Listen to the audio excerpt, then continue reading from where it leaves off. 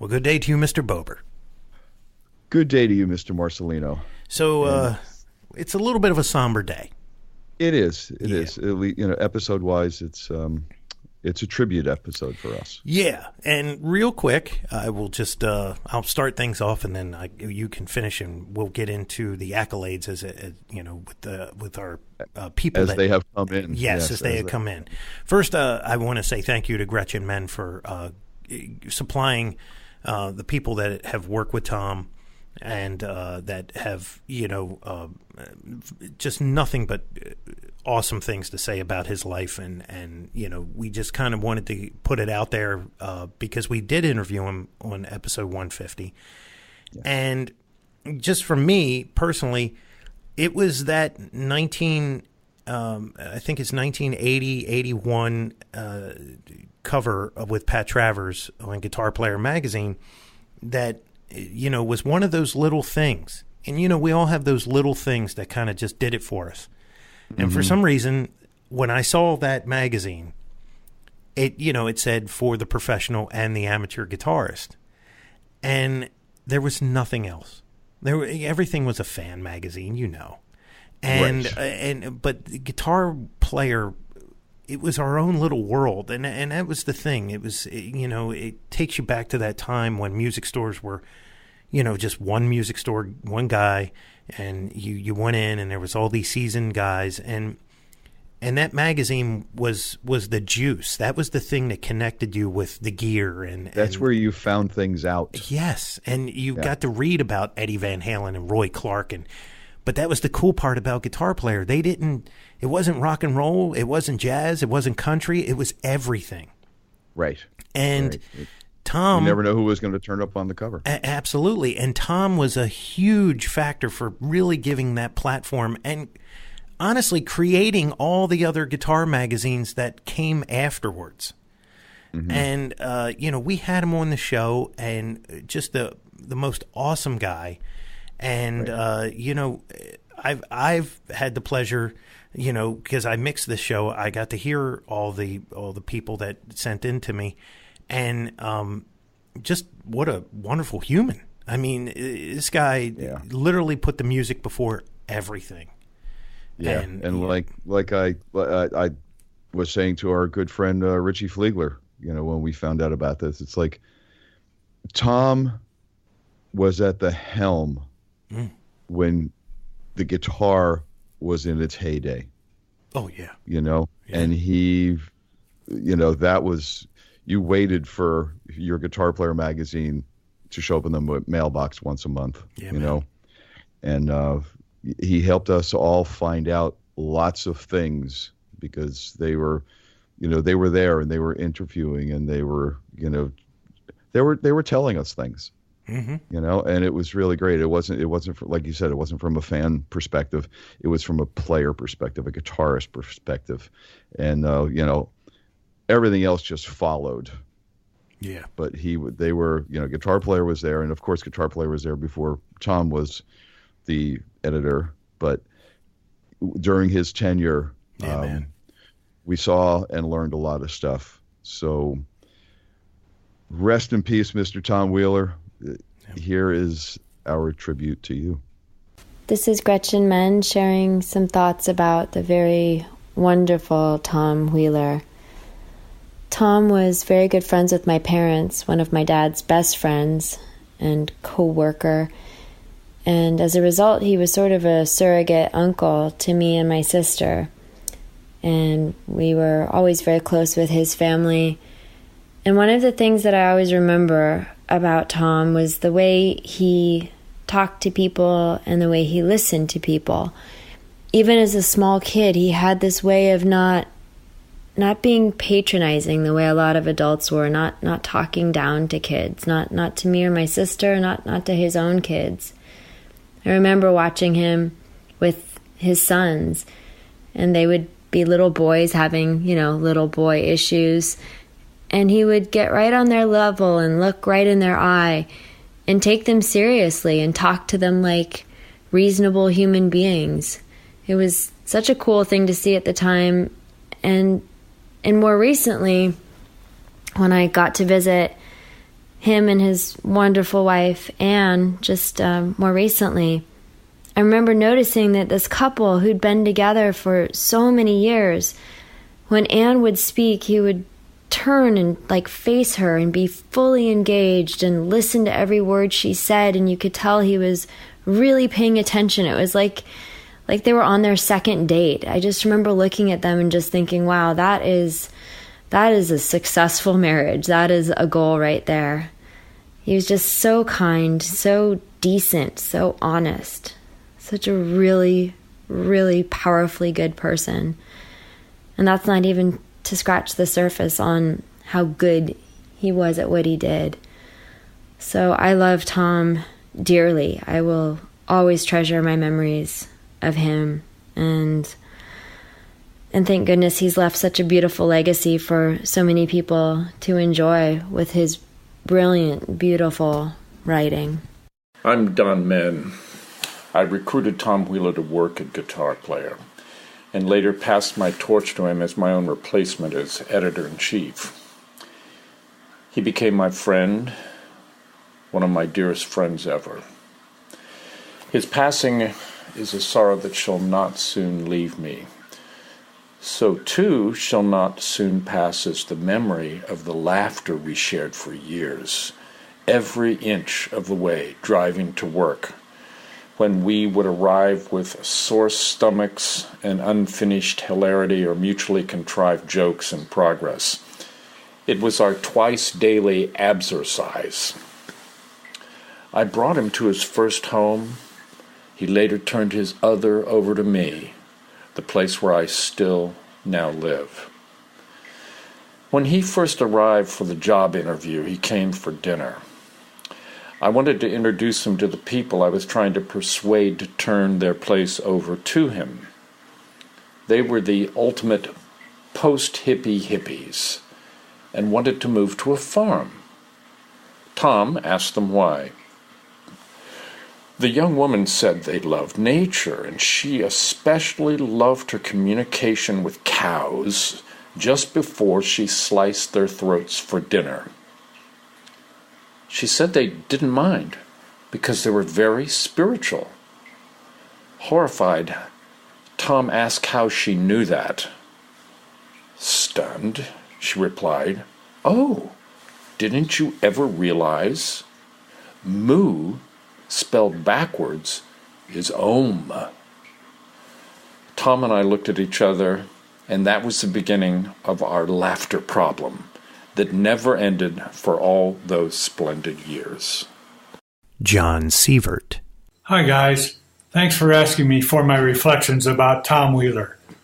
I'm not great at speaking off the cuff without specific questions or follow-up, so please forgive my red response.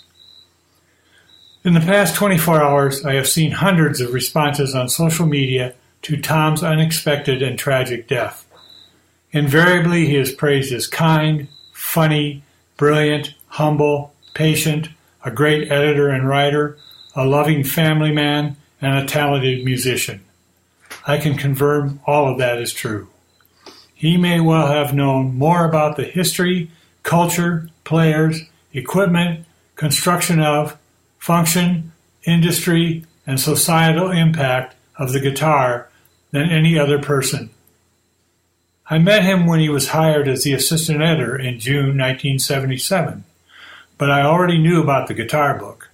Nothing like it had come before, and it launched a whole new category of book publishing.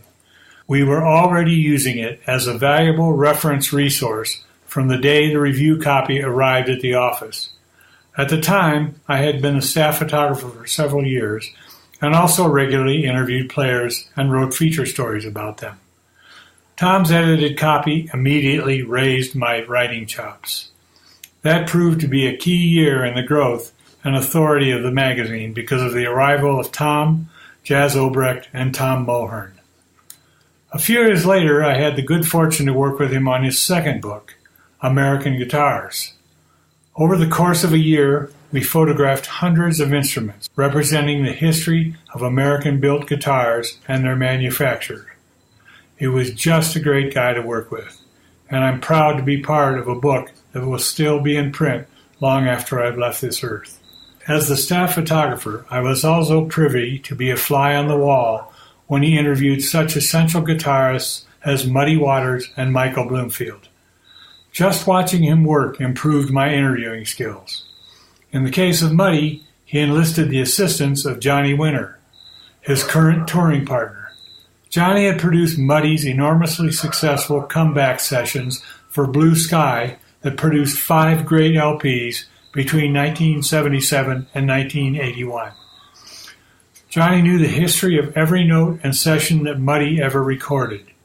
Tom would usually take the lead to set a consistent direction and then hand off the follow-up questions to Johnny. The banter and love between Muddy and Johnny was priceless and endearing. For the Bloomfield interview, we went to Michael's Marin County home. We spent several hours interviewing, listening to Michael's stories, and checking out his instruments. Then the two jammed for a half hour, and I began to understand what a fine guitarist Tom was. Michael was very complimentary and helped Tom refine his Chuck Berry licks. Speaking of Chuck Berry, when Tom finally landed his long sought-after interview with the great guitar pioneer, I loaned him my copy of Chuck's self-penned autobiography for research. When he returned it, I discovered he had asked Berry to personalize and sign the book for me. I was never much of an autograph collector, but that's one that will go down to my daughter. I hadn't seen him since he invited me to address his journalism class in Eugene when my book on concert photography came out in 1997. But the connection was never lost, thanks to the telephone, email, and social media. All of those guys from that golden era of Guitar Player are still some of my best friends. I'll miss knowing Tom won't be there when I need a definitive answer or just want to talk with him. Thanks. Hi, Jeff Hasselberger here. I first met Tom in the 1970s when I had just started with Ibanez working R&D, artist relations, and marketing. Before Tom Wheeler, there was no book. Those of us around Tom's age who got hooked on guitar were really hungry for information about guitar, and there was almost none of it around. We were a couple of decades away from the World Wide Web, and we were still waiting patiently for the Porta Studio to get invented. Tom took up the challenge, and he wrote a comprehensive guide to the instrument we loved in language we could grok to. The guitar book was a Bible, but it was only one of the many contributions he made to our world. He inspired us to get deeper into the instrument and share our curiosity with others and have a great load of fun along the way. I traveled to L.A. quite a lot in the 1970s, and I look forward to our regular pizza and beer nights at Tom's apartment. He was always curious, insightful, pleasant, witty, honest, and a genuinely good dude. I didn't see him often after he moved up to Oregon to teach, but when I did, it was like old home week. If there's a rock and roll heaven, Tom's playing in the band with that big-ass grin on his face. Steve Fischel. Can't imagine a world without Tom Wheeler in it. He was a bright light to us all. For the guitar world at large, it's an incredible loss. He loved the instrument so much. He played it constantly. He had Chuck Berry down. He could play Chuck Berry better than Chuck Berry. In fact, Tom interviewed Chuck at the Circle Star Theater near San Francisco before one of Chuck's concerts there. And during the interview, Chuck raved about his influences, most importantly, a saxophone player named Illinois Jacquet. And after the interview, the concert began, and Chuck walked out, plugged in his guitar, did not say a word to the band, looked out into the audience, strummed a couple of riffs, and then looked into the microphone and said, "Tom Wheeler, Illinois Jacquet." And then he launched into his concert. Tom was just a gentle giant. He was an excellent guitar player. He made writing look so easy. He certainly was an extraordinary professor and teacher. I felt like every time I was on the conversation with him, I was hearing somebody speak in not just perfect sentences or perfect paragraphs, but speaking in complete chapters. He was able to take a subject and start it beautifully and take it all the way through every corner and then back down into a perfect conclusion before moving on to the next point, never wandering from the subject, but always adding and raising illumination to the subject that was being discussed. He was a master at conversation. He was also funnier than hell. He just had so many great stories with the artists that he had worked with. One of my favorite stories from Tom was about the time he interviewed Keith Richards and Ron Wood of the Rolling Stones at the Plaza Hotel in New York for Guitar Player. And of course, the golden rule at Guitar Player was no autographs, no photographs with the stars. But as Tom said, it was the Rolling Stones. And he just sheepishly laughed and said, of course I'm going to ask for an autograph. And he did, but he noticed that Keith Richards maintained sort of a 1 to 2 drink level of inebriation throughout the entire interview. And Tom and he were together for 3 or 4 hours. But eventually it came time to leave, and it was time for that autograph. And so Tom proffered the 8x10 and the Sharpie pen. And as Keith was about to sign it, apparently it looked as though Keith was about to write over a black area on the photograph in an area where it wouldn't be seen. And Tom gently reminded him to please write over on the white part. And Keith looked at Tom and said, I've done this before, you know, and then broke out laughing. And just a wonderful moment that Tom was really proud of. He really was a cool cat. He wrote great songs. He wrote extraordinary books. He was an incredible teacher. He played guitar in so many great ways. He just really had a great style on the guitar. And he was an extraordinary father. He spoke about his children constantly, his 3 boys. He was so proud of them and his wife, Anne. And the conversation always came around to them. He would speak equally about everyone in his family with so much love and so much passion. He really was just a model citizen. And he's a terrible loss. I can't even imagine a world without Tom Wheeler. Tom saw something in me that I didn't see in myself. He asked me to write an article for Guitar Player way back in 1979 when I was 26, 27 and, really not qualified. I had no experience whatsoever. But he put me on the task, and I did the best I could. I ended up writing several stories for Guitar Player thanks to Tom and his faith in me, including stories on Ry Cooder, James Burton, Jerry Douglas, and one I'm especially proud of that I co-wrote with Tom about Albert Lee, the great British guitarist. And he had confidence in me. I don't know why, but he helped me so much to believe in myself just by giving me these opportunities and then showing me how to improve my work. He was a very gentle editor, but a very strong one.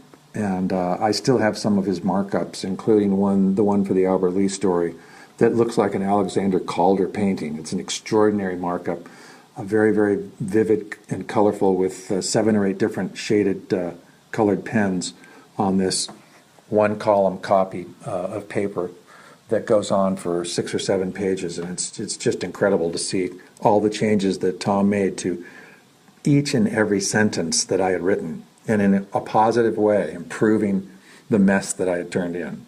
He really was a master at editing, at writing, and at taking a thought and elevating it to a higher and better level so that it made sense and clarity to the reader.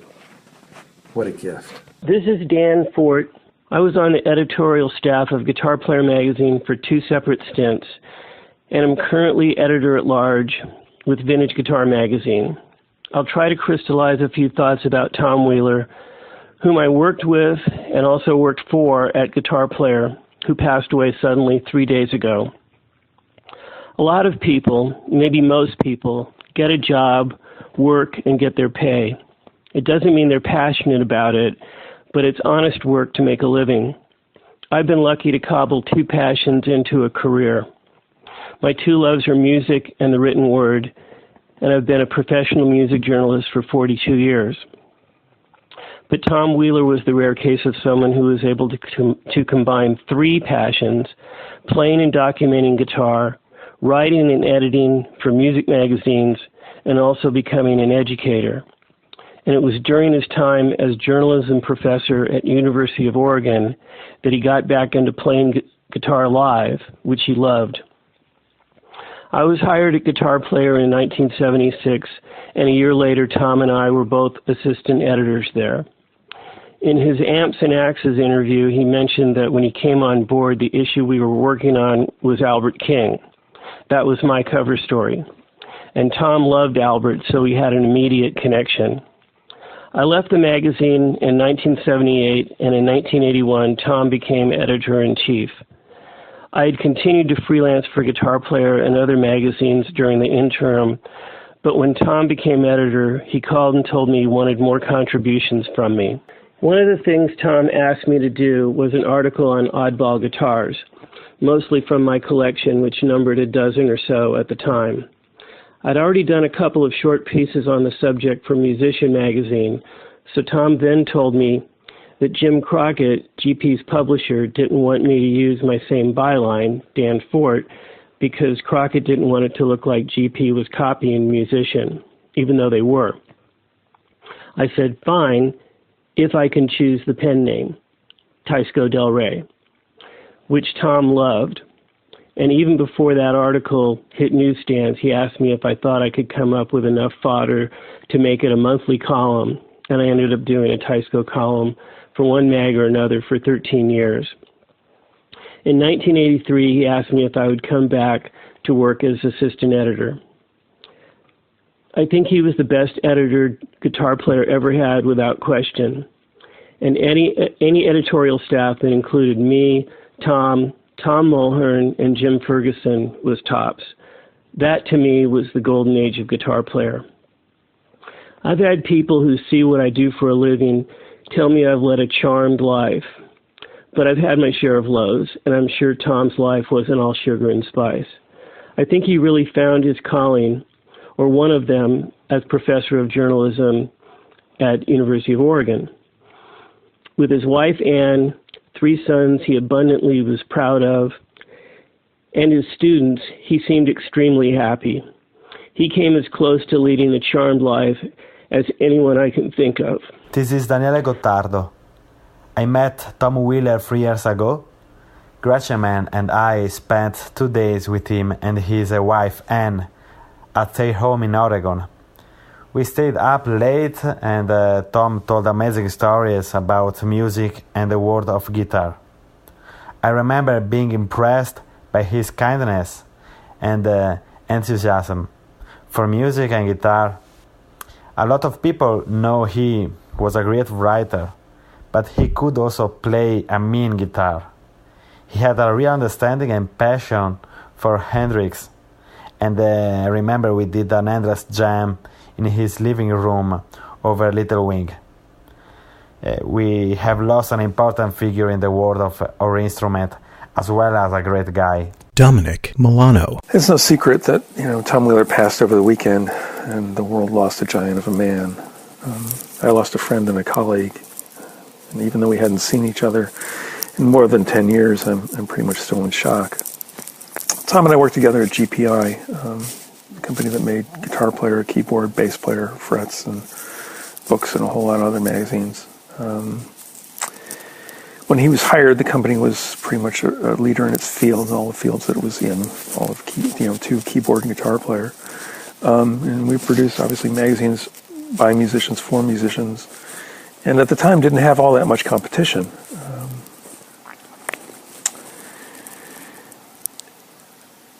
Anyway, the staffs of the magazines were pretty much, really dedicated and talented people in their own right. But when Tom joined, he brought something new to the fold. Most of us kind of earned our reputations on the job, whereas Tom brought his reputation with him. He was already a renowned guitar historian, author, and teacher, all before he even joined the GP staff.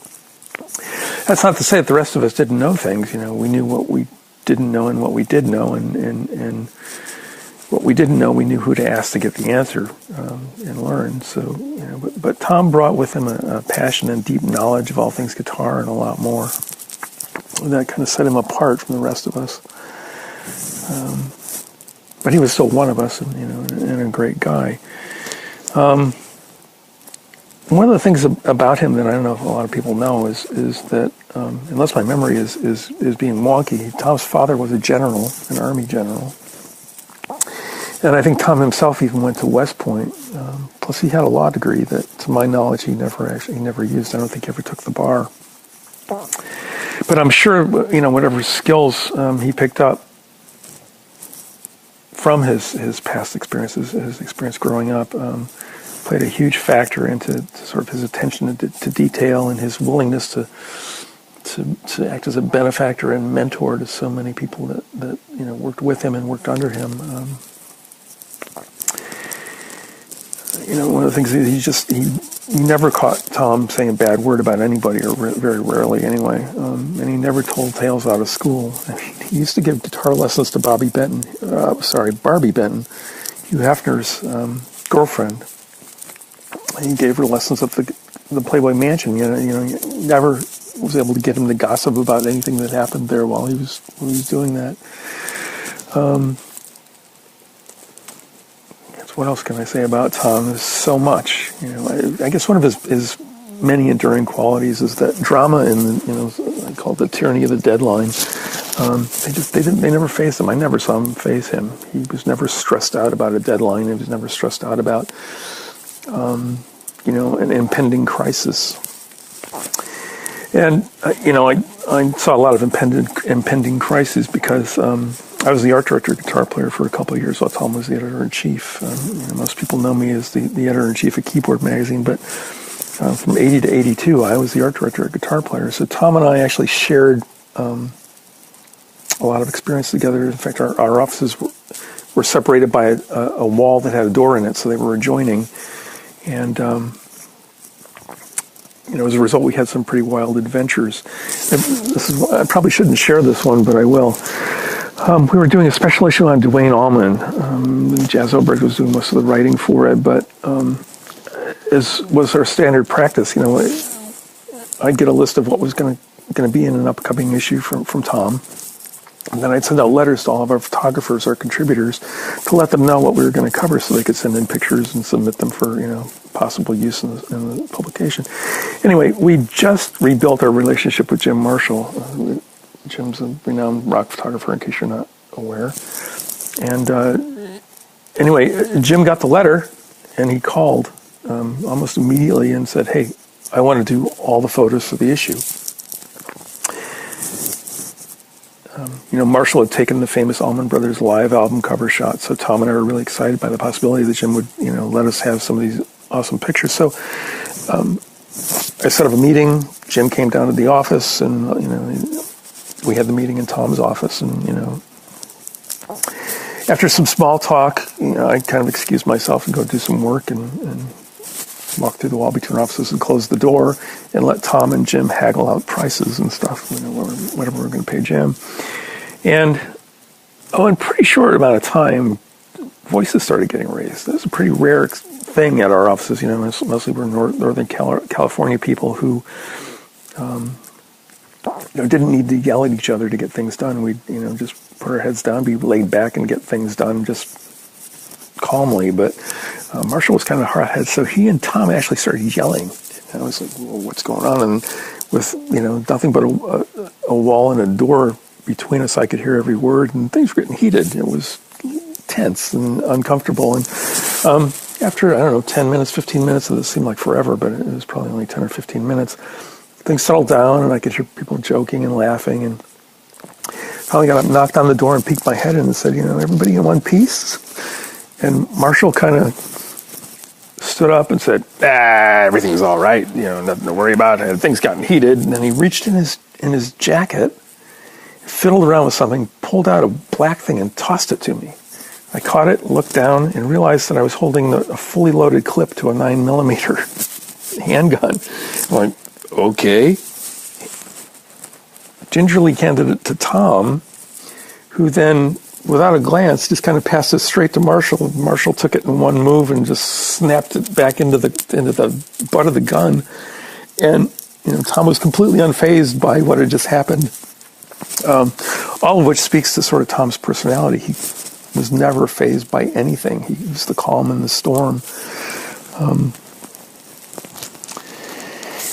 Anyway, another time I remember Tom going to a concert and interviewing John McLaughlin, Paco de Lucia, and El Di Miola after the show. It was Friday or Saturday night. I don't remember which. And he was out till all hours of the night and came in early the next morning. This was over a weekend. And I think that he came in on a Sunday morning. I was there because we were on deadline, and when you're an art director, you work the weekends to get things done because deadlines didn't stop for weekends. Anyway, I'm working, and Tom comes in and buries himself away and writes the story as he transcribes the tape. He didn't do that on a computer because this is before desktop publishing was a thing. Nor did he do it on a typewriter. He did it directly into one of our CompuGraphic typesetting machines. Like I said, there was no drama. Just, nose to the grindstone, got it done, handed the galleys off to me, and I turned it into, finished boards for the printer. Anyway, that's just one story, and I'm rambling, so I'm sure other people are going to talk about how Tom mentored them or looked out for them. But one of the things I want to mention is that about 10 or 12 years after he left GP, he was teaching journalism at the U of O, as obviously he was up to the day he passed. And my youngest daughter, Corey, was a freshman there. And by chance, she lived a few blocks away from the Wheelers. And my first wife had just passed a few months before Corey started school, so the Wheelers very graciously and kindly kind of took it upon themselves to look out for Corey. They would check in on her and invite her over for dinner and that kind of stuff. And I'm really, really grateful for that experience. And the fact that Corey was in the journalism department that Tom taught in was great too. Anyway, it was during a trip to Eugene to visit my daughter. This is the last time I saw Tom and Ann. I visited them in their home. Anyway, over time, life took us all in different directions and led us to one thing or another, different new things. And I'll be forever grateful and honored to have known and collaborated with him. He was quite a guy, and the role is empty without him in it. Tom Mulhern. Tom Wheeler and I were hired at Guitar Player magazine in June 1977 by Don Menn, who was the editor then. Was I intimidated? Oh, yeah. Prior to that, I'd come out of music college, moved to California from Chicago to be in a band, and was working at Sears. Tom Wheeler had completed law school and wrote the first major book on the Guitar Book. Our core editorial staff consisted of Don, Tom, Dan Fort, and me. Those guys had chops. They knew how to write, and I was really green. But they all helped me become a writer and editor. A few years later, Tom Wheeler became editor, and his intense dedication really came to the fore. His love of guitar, understanding of history, his incredible ability to edit, all were extraordinary. He knew so many people in the music industry, and you could count on him to guide you to someone to answer your questions about anything related to guitars or amps. In all, I had the good fortune to work with Tom for 13 and a half years until I left at the end of 1990. Tom left a little while after that. During the time at Guitar Player, I learned so much from Tom Wheeler, and long afterwards, if I needed clear-headed opinions or help parsing some thorny text, I'd get hold of him, and he always helped. When Tom was managing editor and I was managing editor, I could be a real pain in the ass. One day I typed, yes, on a typewriter, remember those? About a 15-page single-space screed about what I thought was going wrong with the magazine, the company, etc. I wish I could remember what got me so riled up. I placed that heap of paper on Tom's desk while he was out at lunch. A couple of hours later, he stomped into my office, slammed the door, looked me in the eye and said, "God damn it, Mulhern, don't you ever make me read that much again." We had a great long discussion and the air was cleared. Ever since, each time we'd get together, I'd sheepishly apologize all over again. It was a decades-long running joke. I should add that after even the most heated debates, arguments, or whatever, There were no repercussions, no grudges. Tom Wheeler wasn't one to ever carry a grudge, nor would the fieriness of a discussion carry over afterwards. He would often wrap up our meetings by saying, "Are we good here? Okay, let's advance and fight on foot." He was always moving forward. Like so many who knew Tom Wheeler, I'll forever miss his brilliance, his even-handedness, his kindness to everyone, friend or stranger. He always made time for anyone, never frowned, and I don't know how he did that, and he was always curious and interested in the here and now as well as the future. I can barely imagine the heartbreak of his beloved wife, Ann Lau, and their amazing 3 sons, who he was so proud of. In losing Tom, we've all lost so much.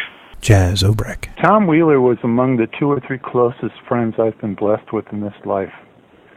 He was a consummate writer and researcher who really contributed a lot to our understanding of modern music and musicians, with a special emphasis on the guitar. His books, especially the ones on the Fender Company and American guitars in general, are, to my knowledge, the most important ever published in the field. Many times during the past 40 years, I've seen and heard firsthand the high regard in which Tom was held by musicians and industry figures alike. On a personal note, Tom taught me a lot about editing, and he is, without question, the most ethical person I've ever worked with. What's less known about Tom is that he was a fine player whose whole being seemed to light up whenever he picked up an instrument. He radiated joy from the first time I saw him play to the last. He was also a wonderful father to his sons, Matt, Dan, and Joe, and I noticed that parenthood really brought out the best in Tom. I love the guy, and I'll miss him for the rest of my days. Hey, Jeff and Mick, it's just incredibly wonderful that you're doing this special tribute to Tom Wheeler. This is your pal Jude Gold from Guitar Player, and I'm one of those people who is incredibly honored to have known Tom Wheeler barely. That's right, I only met him twice at NAMM shows. Was incredibly thrilled to talk to him for brief moments here and there. But his influence on me is astounding and profound. His influence on my craft, and not just mine, but anyone who endeavors to create any sort of guitar content and present it to the world. Any of us at any magazine or any guitar media outlet owe a huge debt to Tom Wheeler. I was very fortunate that I think I soaked up some of Tom's vision and the standards that he strived for and set just from reading Guitar Player magazine from age 12 onward, but also because I work with great mentors who helped show me that vision directly because they were more familiar with it and knew Tom to one degree or another. And I'm talking about incredible influencers such as Art Thompson, Matt Blackett, Andy Ellis, and of course, the man who hired me back in 2001 and is the longest running editor-in-chief at Guitar Player, Michael Melenda. I know I speak for all of them in that the gratitude that we feel towards Tom Wheeler is immeasurable. It's so huge, and our hearts just go out so sincerely to Tom's family. Thank you, Amstanaxis, for doing this very, very cool thing for Tom. This is Michael Melenda. I've been editor-in-chief of Guitar Player magazine for 20 years, but my joke about that was always that it wouldn't matter if I was in that seat for 50 years, Tom Wheeler would always be the once and forever editor of Guitar Player magazine. He really made that big of an impact on the magazine and on what it did, and it's such a shock that he's no longer with us. So unexpected and so sad. I mean, Tom could have turned his back on the magazine when he left. He had a great job in Oregon, turning on others to the joys of journalism. He had all the books he was writing. The industry still revered him as an icon.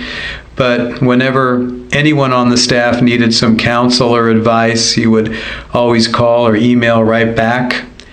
He never really left the family. And it's just such a sad and tragic loss for anyone who plays guitar, because Tom was always, had our backs, whether we needed information on things or whether we needed to, hear about the history of things or just anything that helped and informed the guitar player audience at large. Tom was always a part of. It's hard to believe that he won't be there to help us out and help us get better at what we do. I just can't. It's kind of unfathomable not having him around the community anymore. Okay, and we are back as promised with our guest of the week, author, publisher, teacher, or maybe professor. We'll find out. Mr. Tom Wheeler. Tom, how are you? Hello, I'm good. Thanks for having me. I've been looking forward to it. Oh, good. So have we. Yeah, this is very cool. It's funny is that in the early years when I was started out playing guitar, I remember I used to get the Guitar Player magazines at my middle school, and would see this name on there all the time. And it was just in there. It was one of those things that it was like your subconscious would see it. You just read the name; it's right? in there, and yeah. And then we had Gretchen Menn on our show, and her father was an editor-in-chief over there at one point, if I'm not mistaken. Is that right, Tom? That's right. Don Menn was my predecessor and a very close friend, still is. And I've known Gretchen since she was about 4, I think. I used to carry her on my shoulders to the park, to the swings across the street from the house where she used to live. And it's been really fantastic to follow her career. And if her band Zepparella is in town, of course, we always get together, and it's always great fun to see her. How crazy is that? Awesome. It's totally crazy. Well, it is the music industry, and as I've been saying, since I've been getting older, the older you get, the smaller it gets. It really does. Yeah, you can bring the coasts together very quickly. Oh, yeah. Well, and I have been to, I think, more than 50 NAMM shows, these industry trade shows. And now, when I was a guitar player, of course, we had the obligation of visiting all these advertisers, which was exhausting. But now I go, and you're right, I have friends that I've known now for decades, and sometimes I see them only at music industry events. And it's a wonderful thing to have been able to spend a career doing not only something that you like, but something that got into your blood when you were 10 years old or whatever, and never went away. So I count my blessings. I really do. Yeah, for sure. It for the most part, for a large part, turns into a family affair. It is. Sure. Absolutely. Yeah, for sure. And we're gonna go there now because you said getting into your blood when you're 10 or so. And what I like to do with our guests is I like to jump in the Wayback Machine and go all the way back to the beginning and find out where you came from and how you got involved in the music industry. I'm going to make the assumption that you're a player of some sort, so we'd like to hear about that, because I don't know that many people know anything outside of the of being an author and a publisher and now a teacher. So let's go way back to the beginning and find out where Mr. Tom Wheeler came from and how you got into this great industry. Give us a little history. The music came first. It was a part of me, I think, for years before I even picked up a guitar. So when I was in the maybe 4th grade, I heard Hound Dog and Heartbreak Hotel and these records. By the time I was in the 5th grade, certainly the 6th grade, we were all little rock and rollers. And we knew all the words to all the songs. And Elvis, Chuck Berry, the underrated Ricky Nelson with the great James Burton on guitar, Bo Diddley, Gene Vincent, Eddie Cochran, all that stuff, the Everly Brothers. I couldn't get enough of it. And it was a voice from the other side. It was something from outside my little sort of Leave It to Beaverish neighborhood that I couldn't put my finger on, and I did not know at the time that it would change my life, but it absolutely did. Where was this Leave It to Beaver neighborhood? Well, I grew up in several places. My dad was career military, and so I was in Arlington, Virginia, in the 5th and 6th and 7th grades, and it was sort of all over for me by then. I mean, I was I was completely enamored of this music, but again, I didn't know what to make of it or even really what to call it. But my older brother had a guitar, a beat-up acoustic guitar, and I would get home from school before he would. And so I could pick it up. I didn't know what to do with it. I knew how you were supposed to hold it, but I didn't know any chords, or I didn't know what to do with my left hand. So I held it flat on my lap, and I played the string closest to me. Bong. I don't have perfect pitch, but whatever it is. I thought, okay, and then I played the next string.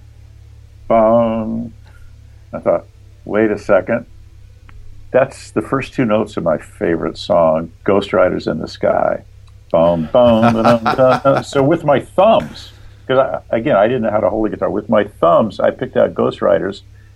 I thought, this is the greatest thing ever.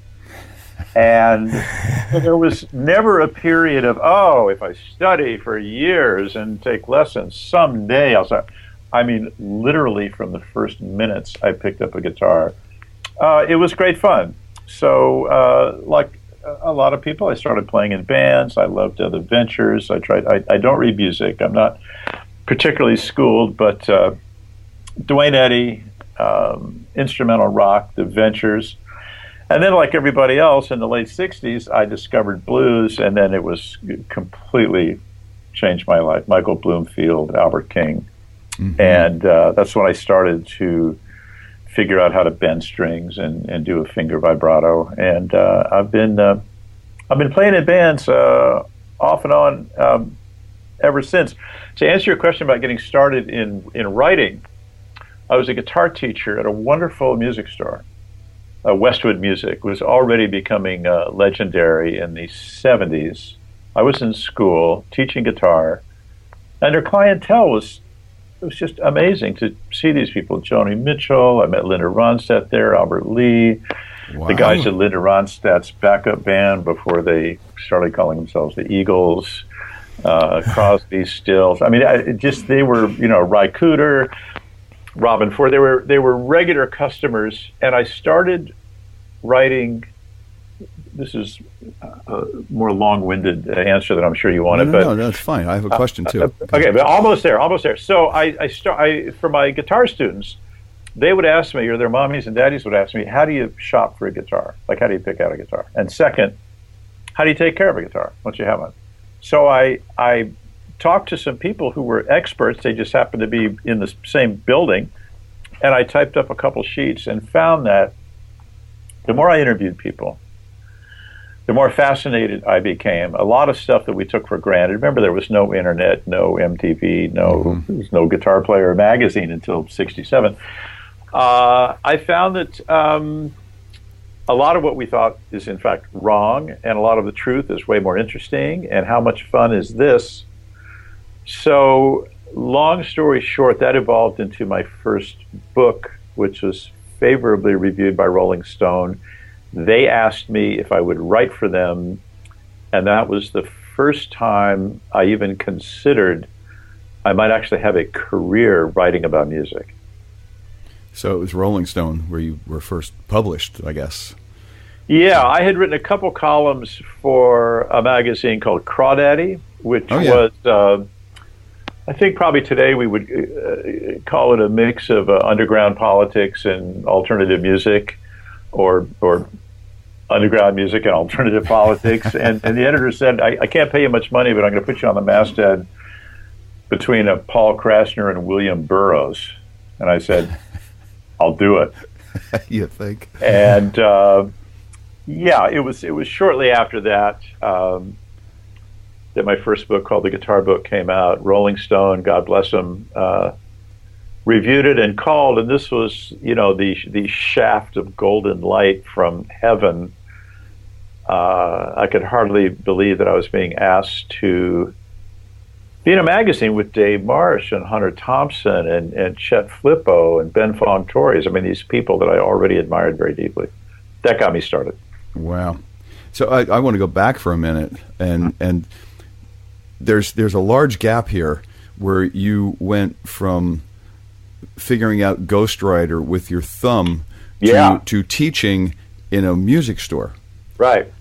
How did you eventually get to be a teacher? Was there music education involved between those 2 points, or zero? Zero. The proprietor of the store, the great Fred Wallachy, who's quite a character and well known in California music circles. Mm-hmm.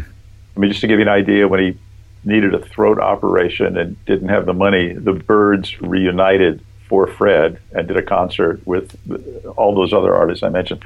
Wow. Really neat guy. And he heard me play guitar and said, look, I want to set you up in a studio.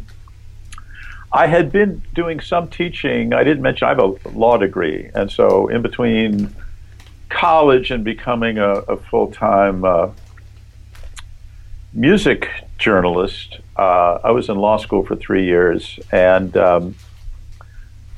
that's when I started teaching. I was teaching law school freshmen legal research and legal writing. And I just liked helping people figure stuff out. And I think one thing that music and the law have in common is that, well, certainly back in those days, I mean, now we have wonderful videos and you can learn how to play stuff and look at these lessons online. But 30 years ago, some of what we thought we knew in terms of music education wasn't particularly helpful, or it took way too long. So I enjoyed helping my law students and later my music students figure out where they wanted to go, and then helping them to get there. I don't consider myself a great player. I play all the time. I play in a couple bands. I have a lot of fun. But I did try to connect with students and sort of figure out the shortest distance between point A and point B, so that whatever they learned, it wasn't just memorizing a song, but they could take it and run with it and expand their musical knowledge, as well as just having fun. And I'm a big believer in having a good time in your work. Oh, for sure, sure. Everybody should be able to enjoy that if possible. Just enjoy what you do. Of course, are not so lucky. So as I said earlier, I'm a very lucky person, and I try not to forget that. So you must have done a good bit of playing before you figured out how to impart this knowledge to other people. Were there a lot of high school bands, and did you play a lot? Did you actually tour? Any of that musical history back in the day? Sure. I think my first band was in the 1960s, and I would have been in the 8th and 9th grade, and we played on an Army base, and it was a trio, not guitar, bass, and drums, but 2 guitars and drums, strictly instrumental, and all we played was surf music and then other instrumental rock, like, the theme from Outer Limits and, Peter Gunn and whatever we could figure out. And so I just taught myself all that stuff. And then in the later years of high school, after the outrageous and fantastically inspiring onset of Beatles music, we all started to sing. So then repertoire increased. And then, as I mentioned earlier, I really wanted to play blues. And so, I've played in bands off and on, sometimes off for years at a time. But in the last 15 years, I play occasionally, a gig a month, a couple gigs a month, enough to enough to rationalize buying still more gear. And I love getting out on stage. It keeps my chops up. I love connecting with a crowd. Yeah, for sure. It's anybody that gets up there knows how cool that is. Yeah. Right? Oh, yeah. Do you remember what your you said your brother had that? I'm assuming an acoustic guitar. Yeah. Do you remember what your first few pieces of gear were and what they were like? I remember all of them. Ah. Yeah, sure. Well, I think so. Yeah, my first, my parents, God bless them, a little Silvertone made by Harmony, single cutaway, sort of the $54.95 version of a Les Paul. Really a sweet little guitar. Sunburst. Wow. Man, I love that guitar with the ribbon around the case under the Christmas tree. It was just the best. Wow. I think my first professional, well, I know my first professional quality guitar was an SG with two P90s. That was great. But I was enamored of surf music, traded that in for a Jazzmaster, which was sadly stolen, and I got a Mosrite hollow body. Wow. I'm not sure what I was thinking, but I got in Hollywood, I bought a 335, and I loved the look of a Gretsch country gentleman. Mm-hmm. I thought, what a great look. And of course, in those days, there was no such thing as a vintage guitar. There were new guitars and used guitars. There was no talk. Right. Oh, no. Any of that stuff. Right. And so I picked out the walnut finish, which was a stock finish, beautiful 335. I still have it. And then I had all of the metal gold-plated. I just took it to a jeweler. Wow. And man, what a great look. Gold plating on a walnut 335. And I heard about this guy out in a part of East LA that the locals there called the Barrio, and his name was Bernardo Rico. And oh my God, Bernie Rico, yeah, it was before he changed his name to BC Rich, Mm-hmm. and or before all that, and he bound the F holes on my 335. Holy crap! Wow, it looks so good. You still have this guitar? Oh, absolutely. And then finally, wow. so you can see. We need to get a picture of you this know, like a guitar. lot of, I care about how things look, you know. So I thought these F-holes look so great. And of course, the pick guard covers over part of the lower. So I had a clear plastic pick guard made so you could see both F-holes in their entirety. Still just one of the prettiest guitars ever. And yeah, I don't think I'll ever let that one go.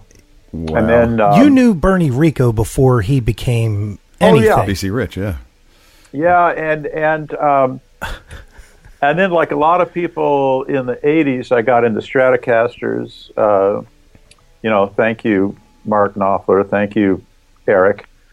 And ever since then, I've been playing Strats. I've had a couple of wonderful Telecasters, and I'm a big fan of PRS. Paul Smith is a dear friend. He's like a brother to me, and I have some of his guitars, and so I'm so fortunate, you know, that I'll go into the closet and there'll be a guitar in there that's a great guitar. And I haven't played it for 2 years or something, and I'll haul it out. It's like getting a new guitar all over again. I go, wow, I've got this great Strat that I haven't touched for a while. So, you know, I'll play that for a year. Mm-hmm. And, but I play Paul Reed Smith's a lot. You know, you got to pull the old stuff out once in a while because they need love, and they do get better. Every time they want to be played. Yeah, they don't want to live in a closet. No, I mean, I really believe that they want to be played. So yeah, you're right. They need that love. Gets those molecules all lined up. It lines them up. It really does. They do get better. Now the one thing is that, you know, especially in the 80s, Gibson, there was some lean years there. They were not making very good instruments in the 80s, and Fender, you know, with the Eric Johnson piece. Yeah. They once that happened, man, they were like off to the races.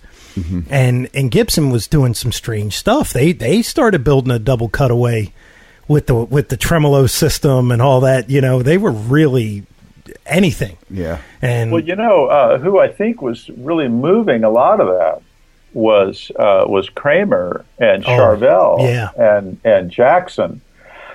These guys came out of nowhere. You have to remember there was a time, like I would say before Hamer, if you remember like the early days of Hamer, the whole idea that some guy or a couple of guys that you've never heard of could come out of the woodwork and say, we can build a guitar that's as good as a Gibson, that's as good as a Fender.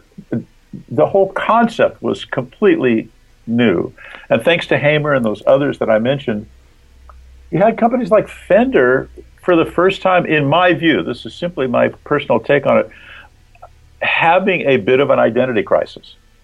And so because Fender had not protected through trademark patents or whatever, things like the entire design of the Stratocaster, you had all of these so-called super strats. Yeah. Mm-hmm. And there were you remember there were tons of them all over the place, were really fine guitars. A lot of them were. Sure. And so the one Leo Fender designed the Stratocaster. Let's not forget that. But the one company that might have benefited most from all of that didn't benefit at all. In fact, they found themselves with stiff competition because all these fantastic builders like Tom Anderson came along, and goodness, the Strat-like objects, the SLOs that he was building, and his innovations and other more or less Fender-style guitars. It was a new level of quality. And then I think Paul Reed Smith. I think we personally, and I mentioned full disclosure, he's a good pal, but I think of all the builders in the last 30 years or so, he has had an impact unlike any other, and people at these companies have told me, Paul raised the bar for all of us. When these guitars started coming out, I mean, everybody went back to the drawing board and said, if we're not this good now, we need to get that good. Yeah, he raised the level of the quality control. Because, like I said, back in the day, Gibson, you can go back and look at some Gibsons and there was always some buff marks or something that was not right, at that time because they were they were trying to get out as many guitars as they could.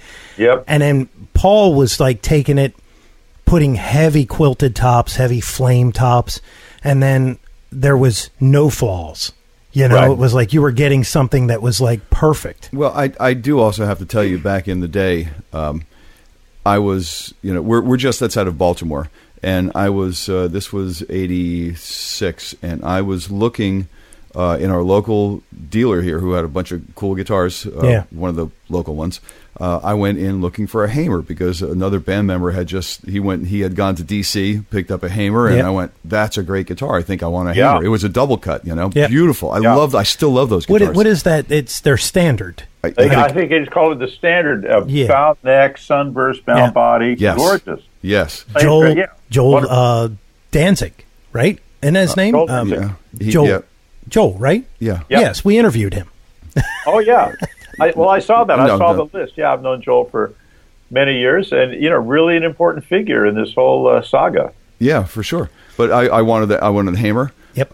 He didn't have it. He took this guitar off the wall as this new line of guitars. He said, "Check this out. It's one of the new Paul Reed Smiths." Yeah. I went. I played it, and I have to be honest. I thought it felt like the most familiar guitar I'd ever picked up. Mm-hmm. It felt like... And this is 86. 86. Prior to the factory, they were actually still in Annapolis, right? Yes. Yeah. And it was the most comfortable new guitar I had ever picked up. Yep. And I wasn't sure why. I just knew it was. Yeah. And I went, yeah, I'll take it. Have you ever heard Paul play guitar? Oh, sure. Oh, yeah, we've been to a couple of his we're events. literally down the street from... Yeah. Okay, all right. So he's the real deal, and, Paul is a quirky guy. I mean, I just love him dearly, and he cares so deeply about every single detail.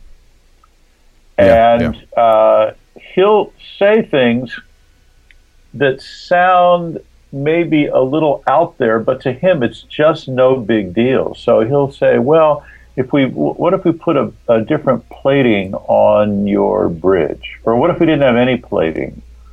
Or one time he said, send me your worst PRS and I'll make it better. I hope he doesn't mind my saying it. I said, Paul, every PRS I've ever played there's no such thing as a worst. He said, yeah, send me your worst PRS and I'll make it better. And I never did, but I finally did. I sent him a guitar that I've had for many, many years, and sure enough, it came back, and it was a revelation. So these things like, one time he said to me, we were talking about one of my guitars, and he said, what are the, I don't want to reveal too much. Let's just say, he said, I can improve that detail. It was a detail of a tuning key. He said, oh, got to take out the Delrin bushing and put in some incredibly tiny detail that I'm sure I could not have told the difference. However, you do 10 of these or 15 of these things, and sure enough, he's right. These guitars, I mean, I don't think there's any question that he continues to improve, even though the guitars that you might have bought, you know, a PRS 10 years ago, 20 years ago, would have been a fine guitar. I think he's improving all the time, and I think a lot of that comes from his being a player. Yeah, it you know, and his obsession, right? Yeah, you know, I know when I play my amps, I think, well, maybe I should do this too, you know, and that's, I'm my own worst enemy because I can never stop. Yeah, you know? yeah. But sure. Where did we leave off? We the 335 by Bernie Rico. I'm still blown away by that one. There's that one. Yeah. Such a lovely guitar. Yeah. So we were playing. I think you were telling us about playing out, and then you got into the teaching thing. How did you get? Well, you were then began to be published by Crawdaddy and Rolling Stone. Yeah. How did you get from there into Guitar Player, and how did that whole journey happen?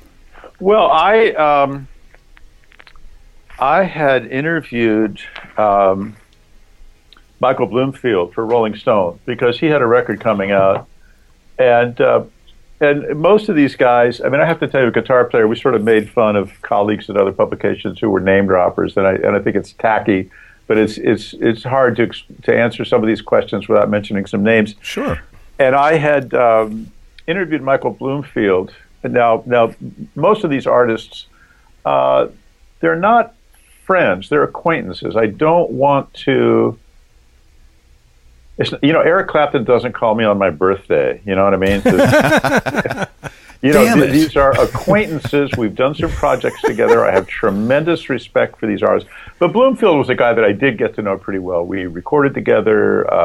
I sat in at a gig with all the Chicago guys. And I had interviewed him for Rolling Stone because he had a new album coming out. The album fell through. They canceled the story, although they were very helpful to me and just giving me advice. So I called Guitar Player. I was an avid reader. I called Don Mann. I called Gretchen's dad, whom I didn't know. And he said, oh, we just did something on Michael. We're not interested. But he might have called me back. I think it was the next day. He called back and said, but we do have an opening on the staff. You know, would you be interested in applying for a position of assistant editor? At first I said, no, I wanted to be a record producer. I love the studio and I love that whole process. But I thought, well, they're nice enough to fly me up there. I was living in West Hollywood at the time, and I was going to go up to the Bay Area. And I said, okay, sure. And I went up, and as I said, I was a regular reader. I liked everybody there. And the idea of actually having a job, my first one, like with a salary, like with a paycheck, where I wasn't living hand to mouth teaching guitar and you know, playing gigs and so on, was appealing. And that was in 1977. And my first issue, they were working on Albert King, which was fantastic. I came in the middle of that. My favorite. And then my first full issue was I worked on a story. I didn't write it, but a couple of my buddies had interviewed Todd Rundgren. And then the next issue we did Keith Richards. And the issue after that was Les Paul. And I just thought, oh, man. Wow. This is the best. So I worked there for 4 years before I became editor-in-chief. And I became editor-in-chief in 1981. And I was editor-in-chief for 10 years, from 81 to 91. And that's when I joined the faculty here at the University of Oregon. Wow. Really? Now, that long ago? Wow. Now, wait a minute. I got to back up just a little bit. Okay. So, Tom, do you remember the issue that had Pat Travers on the cover, and it was the Go For What You Know, when he had just done that live album, and Boom Boom Out Go to Lights was like really, I do. I think that I'm pretty sure that was a Jazz Obrecht cover story, and as a matter of fact, I'm going to tell you, January 1980. Guess what? Wow. That was the first Guitar Player magazine cool. I ever saw in my life. Yeah. Oh, nice. And I just remember this cat on the front, and I was like, "What?" And in that same issue, they were touting Eddie Van Halen as the best guitarist around. Wow. Yeah, they did one of those reader polls thing, and Eddie got first place, if I'm not mistaken. I stole that book from the library at my school. I think that's great. And I'll meet people. And I met one guy who had a copy of my first book that he got from the library, and he showed me, they have the little pocket in the back with the card in there where they write down the date. He took it. And it had his name every 2 weeks. Just over and over and over. And they finally just gave it to him. so great. Yeah. Yeah, man. That's great. He probably had, probably kept it late a lot, and they went, with all the late fees, you already bought this book. It's yours. Yeah. now, when you started at Guitar Player, it was probably pretty light in size. How, on average, what would be the pages? How many pages would it be? Oh, let me think about that. We were getting to be pretty good size. Remember, in 1977, Guitar Player was 10 years old. Wow. And so it was pretty good size. Our biggest issue in those first few years that I was there was actually in 1979. George Benson. I remember that one too. I've seen all these. Big. It exceeded 200 pages. It was so big that the covers started falling off because the stapling was insufficient for a publication that was that hefty. So it was pretty good size back in the day. Now, our listeners may not remember, but all magazines, not most, all magazines back in the day did not have the binding like they have today. They were actually stapled, and there was a centerfold. Right.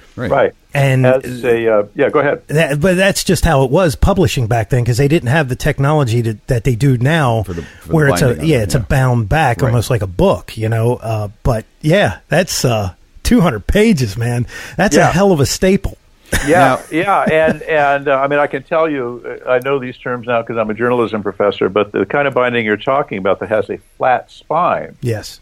It's called perfect binding. And I remember, I forget what issue it was, but our publisher called me and he said, "We're going to perfect binding." And I said, okay. What publishers like it because you can print copy on that flat surface. Yeah.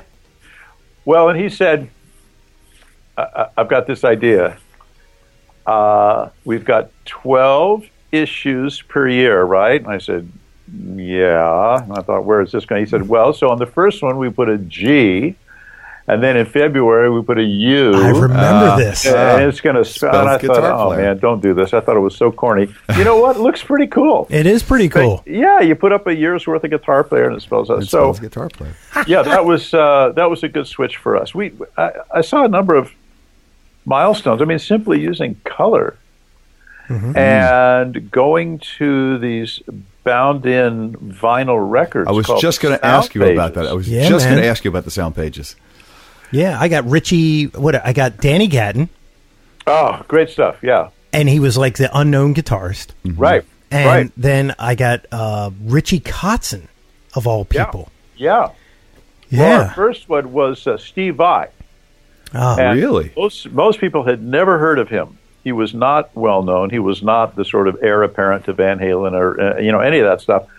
But I'd heard this EP. I knew him only because Frank Zappa had talked about him. And if you look on the some of those Zappa liner notes, he referred to Vai as his stunt guitar player. he would play stuff that no one could play. Zappa would write it out and no one could play it, but Vai could play it. Right.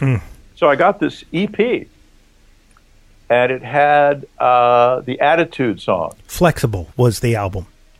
Flexible was the album, right? Yep. And so here's one of my favorite stories. So at the time, one of our columnists, Arlen Roth, was working on a movie, sort of about the Crossroads. Holy crap!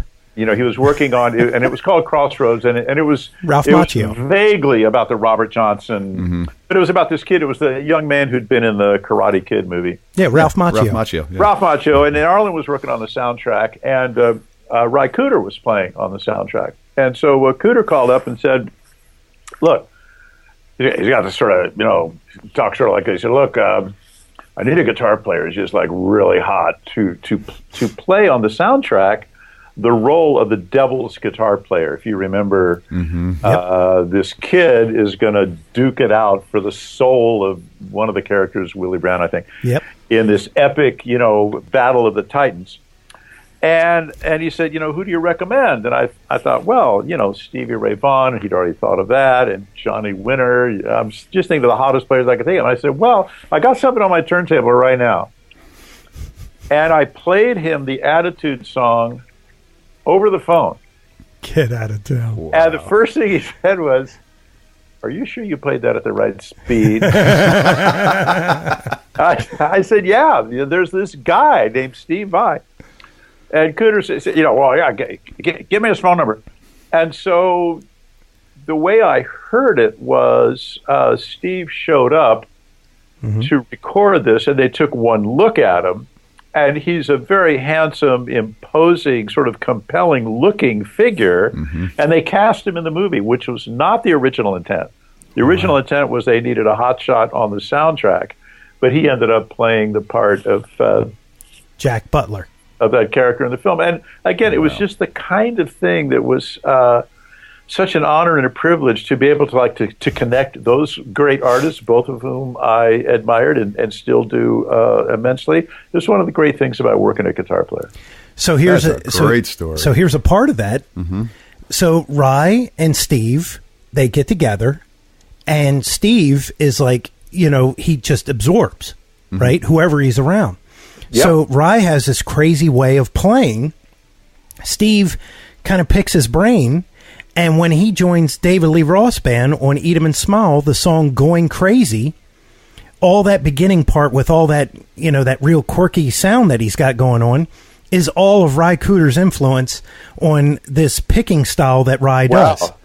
That's news to me. Now I have to go back and listen to it. That's very cool. Is that crazy or what, man? It's great. Yeah, it's cool. Yeah, and I want to go back to the vinyl pages for a minute because I do distinctly remember, and I don't know whether it was because he had some kind of release out. I don't think so. There might have been it might have been the winner of a guitar player contest or something like that. Okay, good. Then this is probably what it is. Because my friend at the time, rest his soul, Ken Fisher, he told me, he said, get the new guitar player, the guy that's in there, whose name is Glenn Kuykendall. He listened to that. He's playing one of my amps. So that's the first time I ever heard one of Ken's amps recorded it, and it was Glenn Kuykendall. I guess he was a winner of a guitar player contest, and he was on the guitar player vinyl in the Guitar Player magazine. Is this nuts or what? That was a wonderful privilege for us. And so, of course, when you're in the magazine business, at one point we had something like 91 employees in all the magazines. We were publishing 4, 5, 6 magazines. But Guitar Player was the cash cow for all that stuff. So that's a lot of families depending on you for mortgages and rent and putting food on the table and families and so on. So it was a significant responsibility, but we tried to get out of the box on occasion and put someone that maybe you didn't know. I could talk about Eric Johnson, for example, where on the cover there's a picture of Eric Johnson and it says, "Who is Eric Johnson and why is he on our cover?" ? Now, because Eric is so successful and so well loved and admired, I look like a smart guy for doing that. But I have to tell you, at the time, I lost sleep over that because it was a risk, that someone, that they would have that much faith in our magazine that we could introduce someone in a cover story that people hadn't heard of. And we took the same approach towards some of those records. So sometimes oh gosh, I was talking to Eric Clapton's management about this, and they said, well, I'll tell you one thing we have. When Jimi Hendrix died, Eric was so moved, and we have a recording of Eric playing Little Wing that even for Eric is intense and compelling. Is that something you might be interested in? Wow. Guess what I said? Yeah. I don't think it was no. We had those, but then other times we would have a contest like the one you mentioned, and someone no one has heard of outside their hometown at most, never had a record deal. We had the wonderful privilege and opportunity to say, here's someone not only who is new, but someone who is doing something new on the instrument. He's not an Eddie Van Halen sound-alike. He's not an Eric Clapton wannabe. Here's something you've never heard before, and that was great fun. So, and we actually listened to that. That was a real contest. The editors would take stacks and stacks of those cassettes home, and we winnowed them down and had semifinalists and finalists, and picked a winner. And then other times we would commission a guitarist. Although what I really mean is we would ask someone to do us a huge favor and go into the studio and record something unique for us. So Bill Connor, for example, the great guitar player preceding Di Meola in Return to Forever. Bill Connor, man, what an underestimated, self-effacing guy, recorded a Layla tribute that is just beyond. I mean, I'm getting chills just thinking about it. So again, it was a great privilege for us to include recordings in the magazine for all those years. That's so cool. Yeah, it was so unique, I got to go back just a little bit because when you said that you did that cover and, you were like, how could we do this? Who is Eric Johnson? Yeah. I was going to say to you, did you ever get a letter from Gretchen's grandmother? Because her dad did get a letter from his mom written in that they put in the forum thing. They had a forum section. No, I don't know this story. Tell me. He put Ace Frehley on the front cover, and she was offended by it. So there's a letter inside of one of I think the next month, from her grandmother to her dad, writing in about Ace Frehley being on the cover. Yeah. Yeah. Oh, that's and they actually ran it in the magazine. Yeah. She sent me a screenshot of it one day through my text. She went and bought the magazine that had it in there, and she goes, "Look, it's my grandmother." Oh, that's hilarious! Sending it to her dad. That was 79, and very controversial. I mean, it was controversial among the staff. Don't think that all of us who work on the staff agreed on everything. We didn't. We used to tussle all the time. And boy, that was one where I don't remember, but I'm sure that some of my colleagues were up in arms about the decision, to put the guy in Kiss on the cover. But I remember writing the intro to that piece. Somebody else wrote it. It might have been Steve Rosen. I can't remember, but I ended up writing part of it. And I said something about, look, it's Barnum and Bailey. It's Halloween. It's horror movies. It's great fun. It's all wrapped up into one big exploding dollar sign, and it is bringing guitar to a whole generation of kids. Yep. And I think that's worthy. I think there's a story there. And but yeah, that was definitely one of our more controversial covers. But looking back, I'm glad we did it. So was Danny Gatton, by the way. Oh, wow. The whole idea of that Danny Gatton cover, if you remember, he's holding a mask in front of his face, and it covers up half of his face, and the type says something like "unknown greats." People you don't know but should. Remember, Danny Gatton was sort of famous for being not famous, right?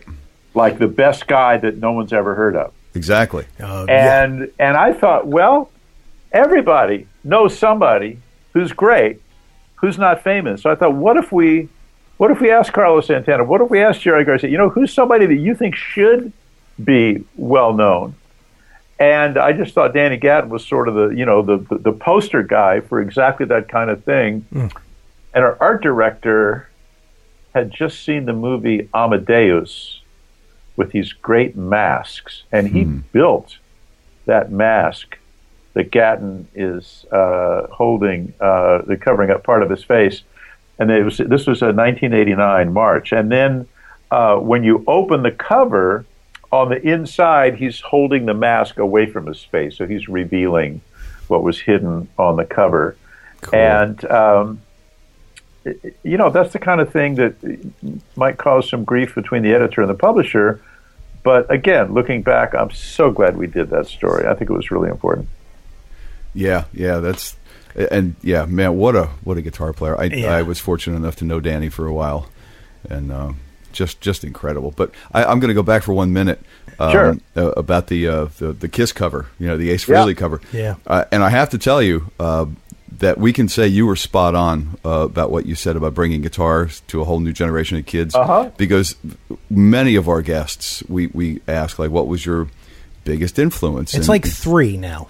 It might be 3. I always thought, well, it was, it's either the Beatles or the Stones, Sure. And in that era, the Beatles surpass the Stones hands down. Absolutely. And then there's a gap. It's like a generational gap.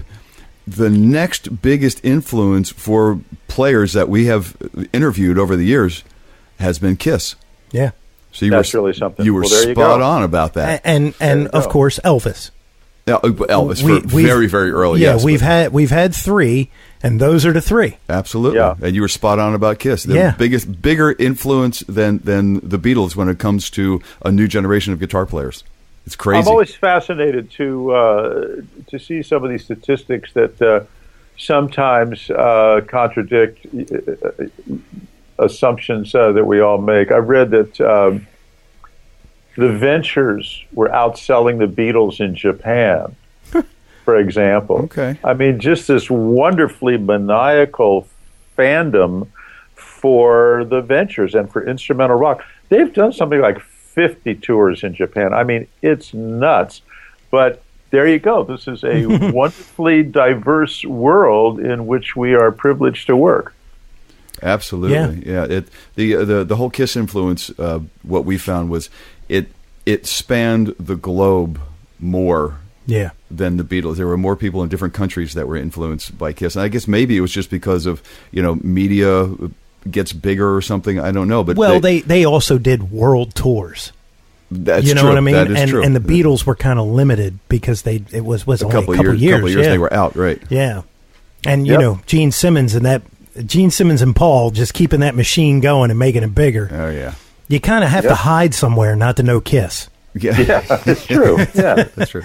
So you went from your 10 years at Guitar Player to being a professor.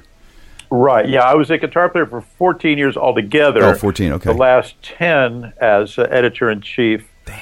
And then for various reasons, I decided to leave Guitar Player, and I was invited to join the faculty at the University of Oregon.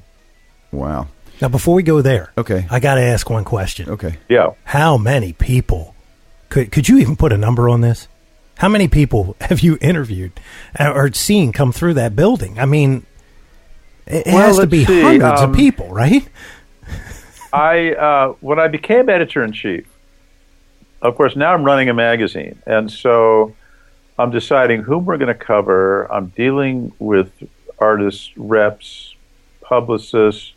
I'm picking covers. I'm approving photographs. I'm chairing staff meetings. I'm doing a lot of stuff beyond out in the field, going to concerts and interviewing artists. Like I may have actually interviewed more people in my first 4 years than I did in the next 10. I'm not sure about that. In terms of how many stories I have written or edited, I mean, it's several hundred. I mean, some of them stand out, certainly. But there are a great many that I've forgotten that I would have to go back and thumb through these issues to remember. I remember that Guitar Player put together an Eddie Van Halen issue. It was like special issue. It wasn't even Guitar Player monthly issue. It was this little thing that they put out. Yeah. And I remember in the articles, it was all the articles from all the way up to 1984. Right. At some point in there, I think I may even still have this magazine. Mm-hmm. He said that he hated doing interviews because they, other magazines, probably like Hit Parader and Circus and those magazines, they you know how it is. They would smash it down to like 2 paragraphs. What's your favorite color? Yeah, and they would. What's your favorite color? Right. Yeah, or they would paraphrase him, and make him sound like, oh yeah, I don't like Fleetwood Mac. Right. When he would make a Fleetwood Mac kind of statement. Right. And it would come off as like, oh, Eddie's arrogant like and he hates Fleetwood Mac, and it was like he was saying this inside, but you guys, like, in this one thing, you just left it in there. It was like all this. They had, I guess, the original ones they had to chop a little bit for the magazine that was coming out in a month, but this one they were able to put it all back in. Yeah, so it was really neat capturing all that. Nice. We tried to make every feature we did, certainly a cover story. So if we were going to do Jerry Garcia, we wanted it to be the best piece on Jerry Garcia that had ever been written. Now, I'm not saying we succeeded every time, but that was the goal. That was our...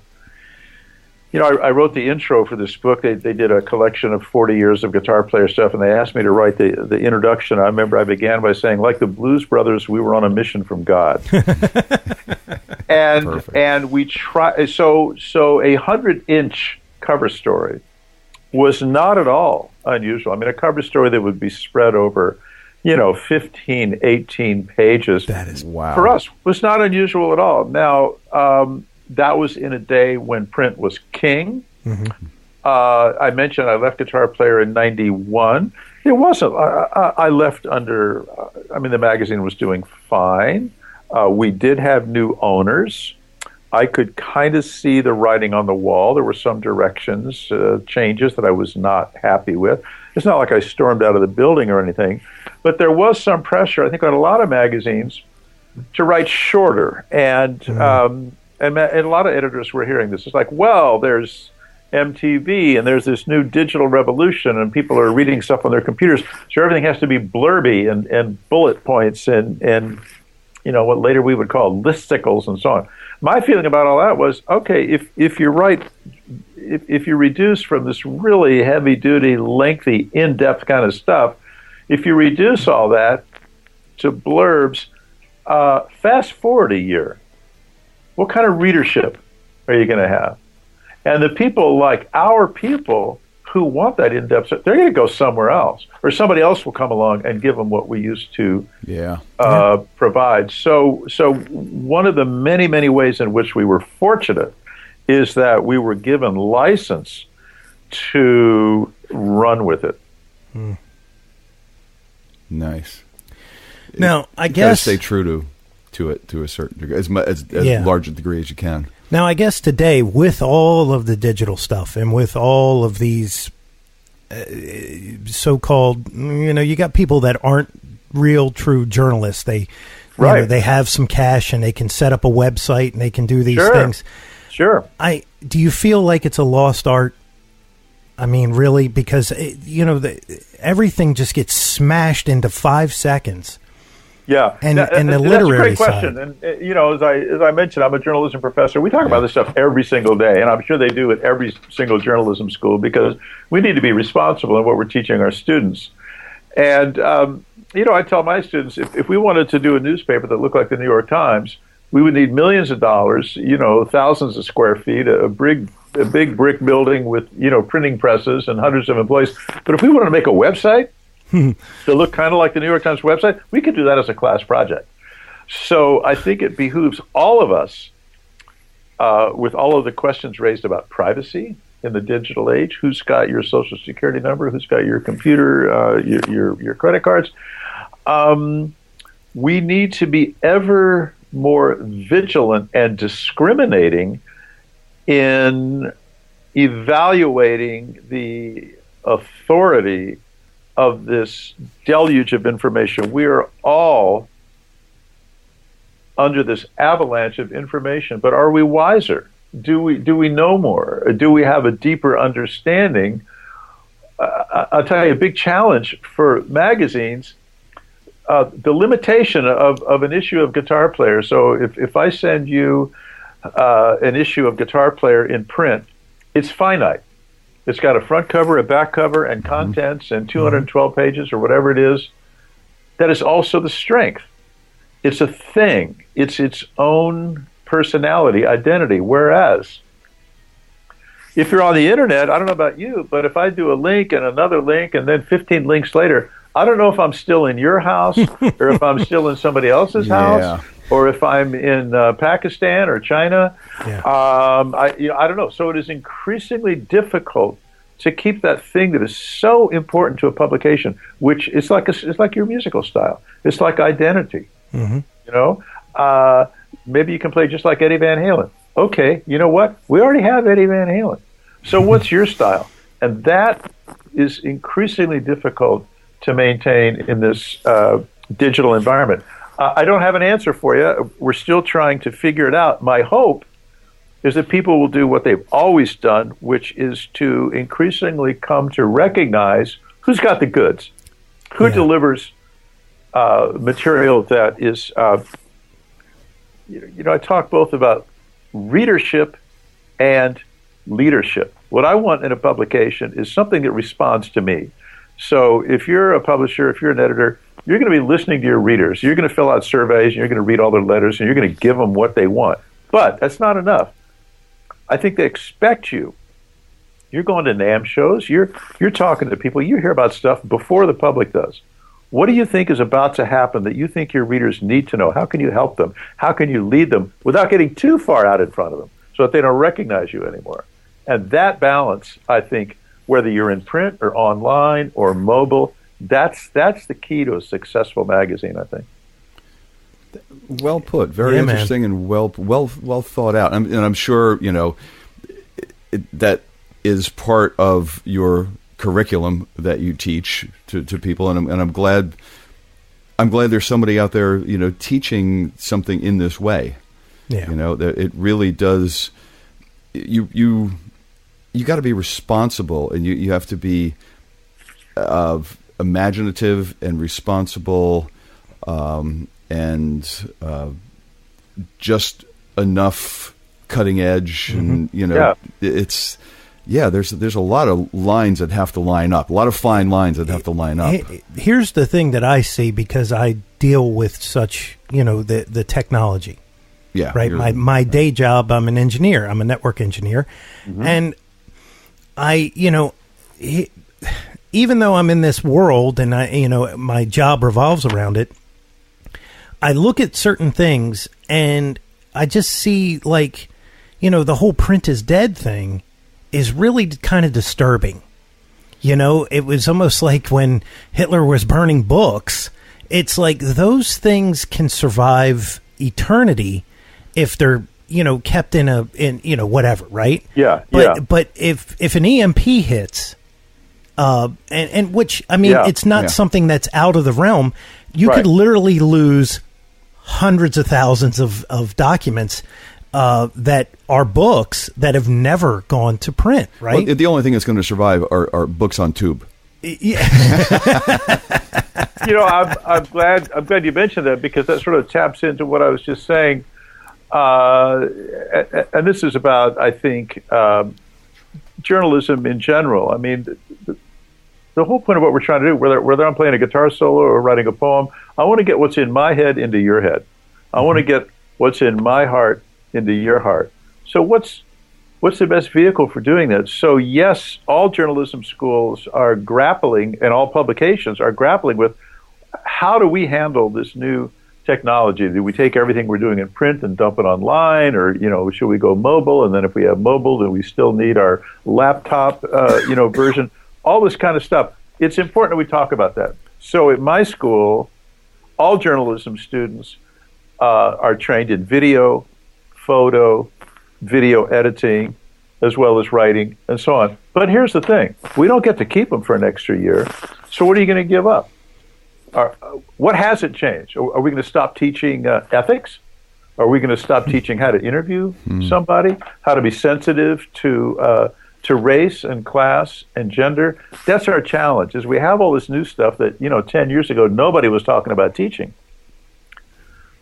But the stuff we were talking about 10 years ago, except for technology, which is just a tool.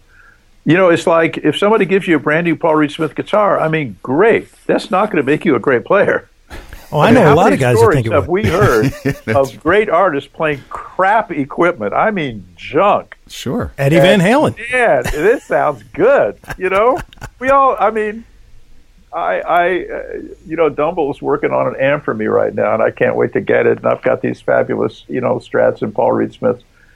But we know, we recognize what are tools, and I feel the same way about technology. I don't want the technology, like we were saying about books, I don't want the technology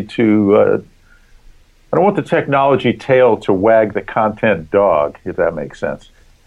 Yeah, absolutely. It's the content. Absolutely. Right. Yeah. Right. It's the content. Yeah, exactly. Content is king. I'm not the first person to say that.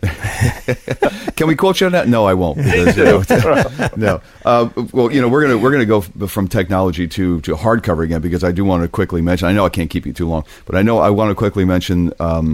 You've also authored, hardback books like American Guitar and things like that.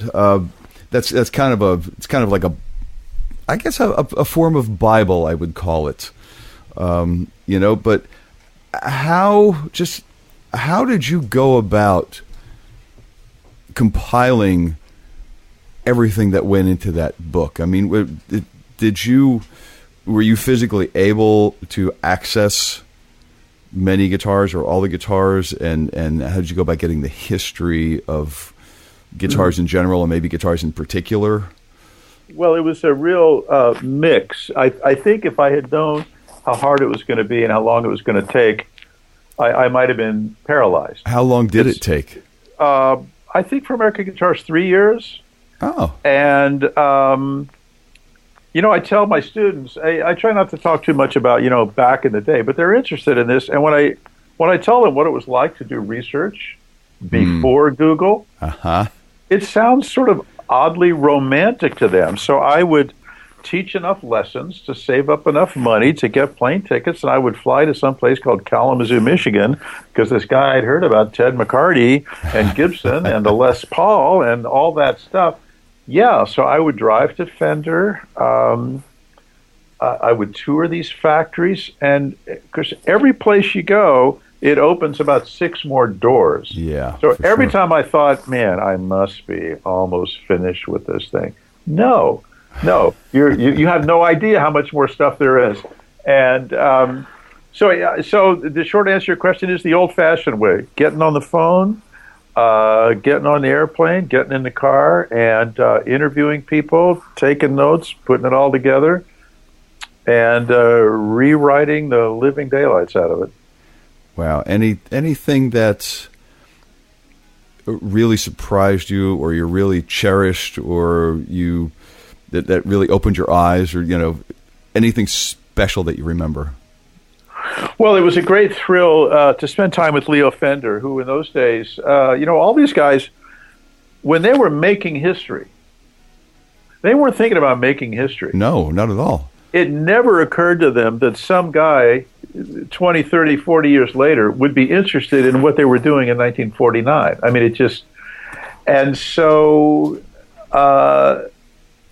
to go to a coffee shop with Leo Fender and to hang out and to have him draw, a diagram on a napkin, I mean, this was just beyond belief for me. I felt the same way about Ted McCarty, and the more I learned about how Gibson's entire modern golden age is basically the Ted McCarty era, and what a distinguished gentleman he was. So yeah, the people that I had an opportunity to meet, man, I drove way the hell out in the desert one time to a town called Hemet, which I'd never heard of, where Victor Smith, who was the V of Valco, lived. He was quite elderly by that time. And so to hear someone talk about the Depression, to hear about the Depression from an eyewitness, from a guy who lived through it, just historically, was great. And I mean, the last thing I'll say was, these were sort of real men in the way your fathers and grandfathers might have thought of that whole concept. They were often soft-spoken, plain. They were problem solvers. They'd lived through the Depression, some of them. They'd lived through World War II. They had incredible obstacles and limitations, and they were not stopped by that stuff. And if they didn't have a belt sander, if they didn't have power tools, if they didn't have a factory, they were incredibly innovative problem solvers. And there's something very American, I think, about the best sense of America that leads us up through Kennedy and the space age, and we're going to the moon. And, you know, you look at that Fender literature. I mean, I tracked down those girls that I had a crush on when I was in high school. We're in those Fender catalogs. Of course, they have grown children now. Right. I tracked down that surfer girl who was, in fact, awesome. A champion surfer. She was the real deal. She was probably the foremost female surfer, certainly of her age group, and they remembered everything. So, oh wow, all this stuff for me isn't just strings and nuts and bolts. It's lifestyle. It's what it means to be a man. It's how you relate to other people. It's male-female relationships. It's what making music, how music transcends race, transcends geography and class and international borders. It transcends all that stuff. Sure does. To me, music as a lifestyle, as a way of life, and the role that the guitar played in all of that was really, I mean, I don't think I could have articulated it the way I'm attempting to now, but I think in my heart, I think that's what was so exciting to me, kept me going all these years. Well said. Really well said. I don't think there's a better place to leave this off, but with that type of sentiment. It's well, good. I'm a little speechless because it really just really did sum it up in a very eloquent and succinct and beautiful way. That's why he's the professor. That's true. Well, thank you. Thank you kindly. I thoroughly enjoyed myself, and I appreciate your letting me share some thoughts with you. Thank you. Well, Tom, it's been our pleasure, man. It really has. What do you think? We could have 15 more podcasts with him, go through the artists as we just keep doing it over and over. Right. We'll go year by year in the guitar player thing, and we'll my head will explode. Yeah, I still can't get over the Bernie Rico thing. Tom, can we get just on a side note? Can we get? Can you get me a picture of that 335 with the binding? Because I would love to put it up with the episode. We'd love to see that. Absolutely. In fact, what I might have to do is to scan the author's photo for my very first book, the guitar book, because I'm in my 20s. And I'm cradling that guitar, and or I could just take my my phone and go take it out of the case. And that would be great. Send you a picture. It's great. Yeah, you'll dig it. This is awesome. This is how the digital world changes everything. You see, it's like I forgot. I can take a picture with my phone. I'll take this 20 megapixel camera that's in my phone. Exactly. I know. It's as good as my old Nikon. So it's crazy, right? Absolutely. Well. What? Go ahead. Well, I just have one thing because we didn't. I'm a huge fan of Bernie Rico's. What was that guy like? It was a tiny shop, and he was building. It might have been the first time I ever saw anybody build a guitar, and so he was a craftsman. I mean, that's the first thing that struck me. I was used to seeing a guitar in a picture in a catalog or something on a wall. It was a finished product that came from some factory somewhere, I guess. But to see a guy take a scraper and make sawdust on a neck, he had these guitars with headstocks that looked sort of like a Firebird, in that it was sort of like all the tuning pegs on one side, but almost like a bird's head. I'm sure these were custom one-offs that he was making at the time. So he had a craftsperson's mentality. You know, he was wearing an apron. He was in this little shop. Now, later, as I got to know him, of course, he's wearing these fabulous suits, and he's, you know, driving sports cars, and he's got all these women, you know, these models for the BC Rich. I thought, man, is this the same guy? But yeah, that was my first impression of Bernie. I mean, and literally handmade hand tools and to make these guitars. Oh, yeah. Multiple piece neck through guitars, never done before.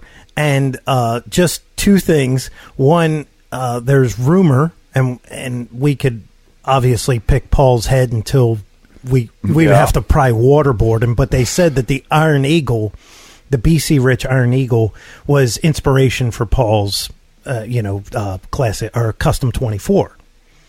I had not heard that, so I'm going to let Paul answer that one. Yeah, he'll have to answer that one. But second, you guys ran a contest in Guitar Player magazine, and it said, name this guitar, and it was the BC Rich Bitch. Oh, that's the name that won? That was the BC Rich Bitch was the one that Joe Perry played, that funky I'm familiar looking. with it. Yes, yeah. Well, now that must have been a BC Rich ad. It was an ad that you guys ran but you were the only magazine that was reputable at that time. Sure. And it was a little quarter-page thing, and it said, name this guitar. And it was a contest that he basically said, we want the people to name it. Cool. You know, to see these companies grow, not just the artists, but to go to a NAMM show, and there's some guy, Seymour, what's his name, sharing a booth, sharing a 10x10, and he's got two pickups. Like, again, I mentioned earlier about Joel Danzig and Hamer, the idea that somebody could build pickups to sound better than the pickups you're going to buy in your Fender or your Gibson, and then to see these people like Paul, like Seymour Duncan, like Larry DiMarzio, flower and blossom and bloom was just a great privilege and a lot of fun. Yeah, man. Yeah, absolutely. Those were some really good years, man. Yeah, good years. Absolutely. Good years. Yep. Okay. All right. Now we're gonna have to. Now we're done. All right. All right, Tom. Thank you so very much again. Thanks for the opportunity and the pleasure, and have yourself a fantastic rest of the evening, man. All right. Sounds good, guys. Thank you very much. Call me anytime. Excellent. Thank you, Tom. And there you have the story. There you have the story of the stories. Yeah, man. The story of the stories, the story of the books. See, the problem is with me, I could just keep going back and just keep. So what about that guy? And see, that's my problem, man. I got to be like reeled in because it's just so cool. It's such a wealth of knowledge and experience. What do you think that was like back then, man? Awesome. I think the word is awesome. To be interviewing Eddie Van Halen in 1979. Yeah. Literally 2 years after that band started as, Yeah, I mean, it just breaking new ground all the time, and now it's part of history. Yeah. Like he was saying, he when he was interviewing the people like Leo Fender and everything for the book, they didn't know they were making history. They were just given a product that were just solving an issue. And now it's history, and it's the same thing with Tom Wheeler. They were just doing, and now it's part of musical history. Man, I would love to tap into that. Just download his brain. Oh, for sure. You know what I mean? Just get it all. Yeah, because I'm sure it's probably like just story after story. Well, sign up for his class. You probably get a story or two in his class. I would fail. You've heard This Week in Music, right? I don't know if journalism is either one of our majors. Definitely not mine. Sounds like a great class, man. Good thing I'm doing a podcast. There you go. So until next time, my friend. Because we got to do another podcast. That's right. I am Mick Marcelino, and you? I'm Jeff Bowert, guy. Hey, look at that. And we're always saying. Onward.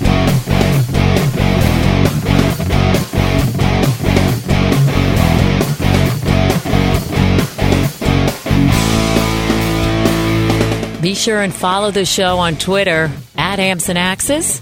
Also, make sure you like the show on Facebook. For news, comments, and everything else, visit the webpage, ampsandaxescast.com. Thanks for listening.